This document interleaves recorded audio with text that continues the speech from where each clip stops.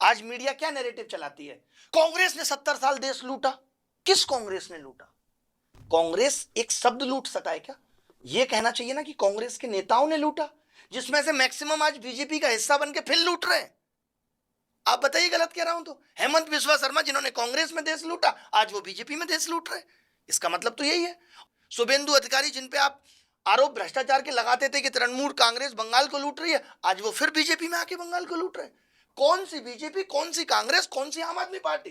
वो लोग सत्ता आती है इधर आ जाते हैं, सत्ता फिर जाती है उधर चले जाते हैं। ये हमें समझना पड़ेगा।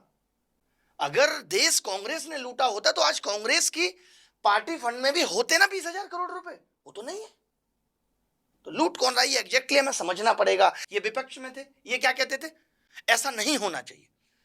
पेट्रोल के दाम अगर 2 रुपए भी बढ़ते थे तो ये कहते थे ऐसा नहीं होना चाहिए। आज तो दूने हो गए। सिलेंडर का प्राइस बढ़ता था, ये कहते थे नहीं बढ़ना चाहिए। आज देखिए सिलेंडर की कीमत कहां है। ये सब कुछ कहते थे कि नहीं होना चाहिए, और जब आज इनको सत्ता मिल गई तो ये कह रहे हैं पहले भी ऐसा होता था। यानी ये इस बात को जस्टिफाई कर रहे हैं कि पहले होता था इसलिए आगे भी होता रहेगा। होता था तो आप मना करते थे ना ऐसा ना हो। आपको इसीलिए चुना, इसलिए नहीं चुना था कि केवल चेहरे बदल जाएंगे, व्यवस्था वही रहेगी। हमने तो व्यवस्था बदलने के लिए आपको चुना था कि आप व्यवस्था बदल देंगे। आप उसमें पीछे रह गए। यार आप बताइए, आपके कार्यकाल में लोग कहते हैं कि देश कितना बदल गया। क्या बदल गया? क्या आपने लाख स्कूल बंद कर दिए? ये देश बदल गया?